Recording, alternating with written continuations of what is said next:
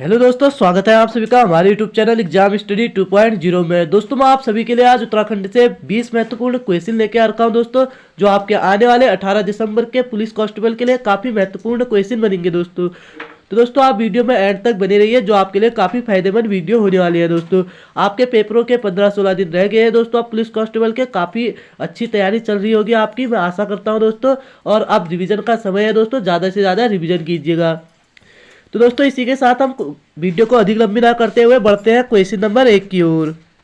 Question number 1 हो जाएगा दोस्तों आपका। 20 आपको कल करा दिए थे मैंने, 21 से लेके आ रखा हूँ मैं आपके लिए आज। क्वेश्चन नंबर 21 हो जाएगा आपका। उत्तराखंड क्रांति दल ने प्रस्तावित उत्तराखंड राज्य की राजधानी घोषित किया था। तो दोस्तों प्रस्तावित उत्तराखंड राज्य की राजधानी को घोषित किया था पूछ रहे हैं। तो दोस्तों ये किया था आपका ऑप्शन नंबर सी सही हो जाएगा, गैरसैंण को किया था दोस्तों। किसको? गैरसैंण को। बढ़ते हैं अगले क्वेश्चन की ओर। क्वेश्चन नंबर 22 है दोस्तों आपका। 23 अप्रैल 1987 को निम्न में से किसने पृथक राज्य की मांग को लेकर संसद में एक पत्र बम फेंका था? तो दोस्तों जो एक पत्र बम संसद में फेंका गया था वो फेंका गया था आपका ऑप्शन नंबर ए सही हो जाएगा दोस्तों आपका, त्रिवेंद्र पवार द्वारा फेंका गया था। बार बार पूछा जाने वाला क्वेश्चन है दोस्तों ये। एक पत्र बम संसद में किसके द्वारा फेंका गया था? ये त्रिवेंद्र पवार द्वारा फेंका गया था। बढ़ते हैं अगले क्वेश्चन की ओर। क्वेश्चन नंबर 23 है दोस्तों आपका। निम्न में से किसकी अध्यक्षता में वर्ष 1987 में अल्मोड़ा में भारतीय जनता पार्टी के सम्मेलन में उत्तराखंड को पृथक पर्वतीय राज्य बनाने की मांग को स्वीकार किया गया? तो दोस्तों ये किया गया था आपका option number A, Lal Krishna Advani ने किया था। किसकी अध्यक्षता में? लाल कृष्ण आडवाणी की अध्यक्षता में वर्ष 1987 में अल्मोड़ा में जो भारतीय जनता पार्टी का सम्मेलन हुआ था दोस्तों, उसमें उत्तराखंड को एक पृथक पर्वतीय राज्य बनाने की मांग को स्वीकार किया गया था लाल कृष्ण आडवाणी की अध्यक्षता में। बढ़ते हैं अगले क्वेश्चन की ओर। क्वेश्चन नंबर 24 है दोस्तों आपका। निम्न में से किसकी अध्यक्षता में उत्तरांचल उत्थान परिषद का गठन वर्ष 1988 में किया गया? तो दोस्तों ये किया गया था आपका ऑप्शन नंबर बी सही हो जाएगा आपका, शोभन सिंह जीना की अध्यक्षता में किया गया था आपका। उत्तरांचल उत्थान परिषद का गठन 1988 में हुआ था दोस्तों, बार बार पूछा जाता है। बढ़ते हैं अगले क्वेश्चन की ओर। क्वेश्चन नंबर 25 है दोस्तों आपका। उत्तरांचल संयुक्त संघर्ष समिति का गठन कब किया गया? तो दोस्तों उत्तरांचल जो संयुक्त संघर्ष समिति थी, इसका गठन हुआ था दोस्तों आपके ऑप्शन नंबर बी सही हो जाएगा दोस्तों, 1989 में हुआ था। उत्तरांचल संयुक्त संघर्ष समिति का गठन 1989 में। बढ़ते हैं अगले क्वेश्चन की ओर। क्वेश्चन नंबर 26 है दोस्तों आपका। निम्न में से किसने वर्ष 1990 में उत्तर प्रदेश की विधानसभा में उत्तराखंड के पृथक राज्य के रूप में पहला प्रस्ताव रखा? जो उत्तर प्रदेश की विधानसभा थी दोस्तों, उसमें उत्तराखंड राज्य के पृथक राज्य के रूप में पहला प्रस्ताव किसने रखा था 1990 में पूछ रहे हैं? तो दोस्तों ये रखा था आपका ऑप्शन नंबर ए सही हो जाएगा, जसवंत सिंह बिष्ट ने रखा था। किसने? जसवंत सिंह बिष्ट ने। बढ़ते हैं अगले क्वेश्चन की ओर। क्वेश्चन नंबर 27 है दोस्तों आपका। कौशिक समिति का संबंध किस क्षेत्र से है? तो दोस्तों कौशिक समिति का संबंध किस क्षेत्र से है पूछा जा सकता है।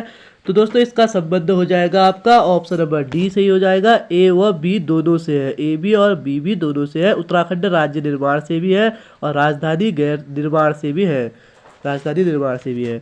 बढ़ते हैं अगले क्वेश्चन की ओर। क्वेश्चन नंबर 28 होता है दोस्तों आपका। कौशिक कमेटी का गठन में हुआ था, कब हुआ था पूछ रहे हैं? तो दोस्तों ये हुआ था आपका ऑप्शन नंबर ए सही हो जाएगा दोस्तों, 1994 में हुआ था आपका। कौशिक समिति का गठन 1994 में हुआ था। बढ़ते हैं अगले क्वेश्चन की ओर। क्वेश्चन नंबर 29 आता है दोस्तों आपका। जनवरी 1993 में कौशिक समिति का गठन किसने किया? तो दोस्तों जो जनवरी 1993 में कौशिक समिति का गठन किया था वो किसने किया पूछ रहा है? ये किया था दोस्तों आपके ऑप्शन नंबर ए सही हो जाएगा दोस्तों, मुलायम सिंह यादव ने किया था। किसने? मुलायम सिंह यादव ने। बढ़ते हैं अगले क्वेश्चन की ओर। क्वेश्चन नंबर 30 है दोस्तों आपका। कौशिक समिति ने प्रस्तावित उत्तराखंड राज्य में कितने मंडलों की स्थापना की सिफारिश की थी?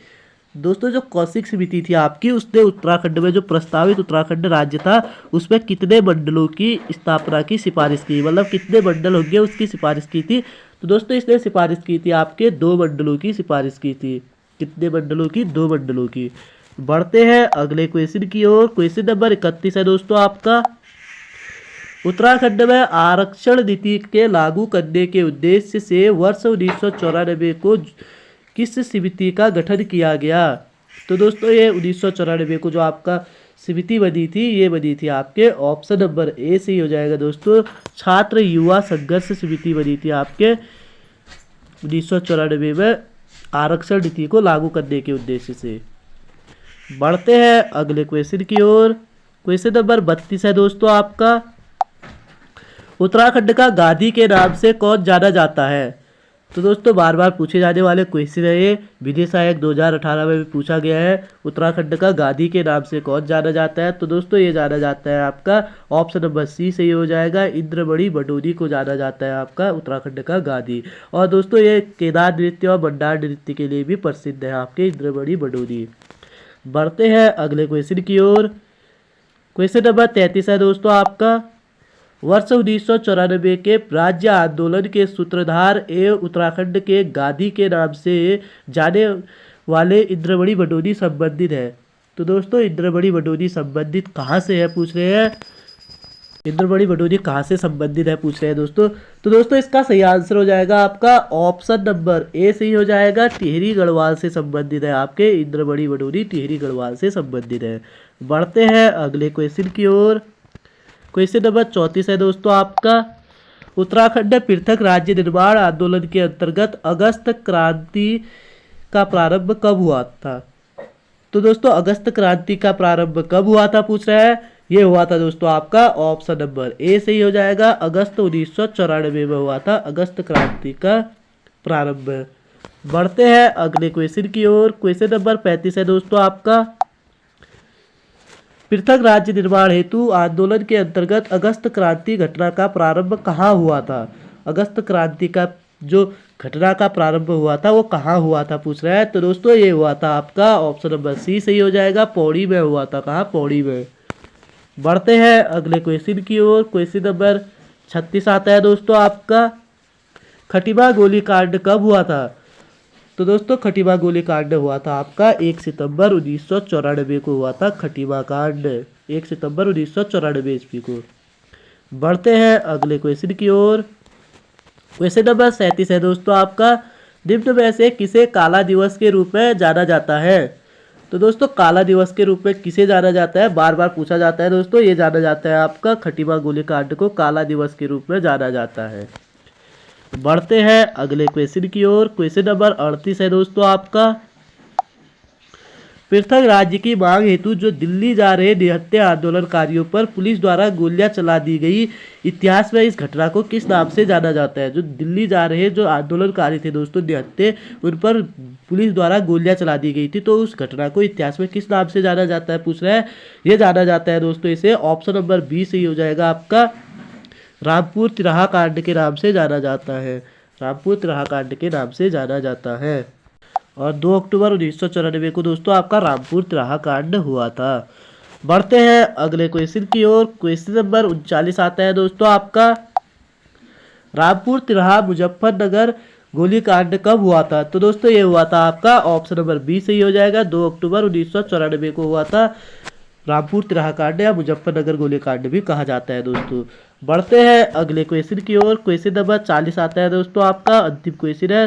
रामपुर तिराहा कांड के कारण गुरिल्ला युद्ध जैसी स्थिति उत्पन्न होने पर पुलिस जवानों को जान बचाने के लिए कहाँ शरण लेनी पड़ी? तो दोस्तों ये शरण लेनी पड़ी थी आपको पुलिस जवानों को पीपल कोटी में शरण लेनी पड़ी थी पुलिस जवानों को। रामपुर तिराहा कांड के कारण जो गुरिल्ला युद्ध जैसी जो स्थिति बन गई थी आपकी, पुलिस जवानों को जान बचाने के लिए कहाँ शरण लेनी पड़ी पूछेगा तो कभी ये लेनी पड़ी थी आपको पीपल कोटी में लेनी पड़ी थी। तो दोस्तों अगर आपको वीडियो पसंद आई हो तो वीडियो को लाइक करें, ज़्यादा से ज़्यादा शेयर करें, सब्सक्राइब करें, और मिलते हैं कल को आपको अगली वीडियो के साथ। धन्यवाद दोस्तों।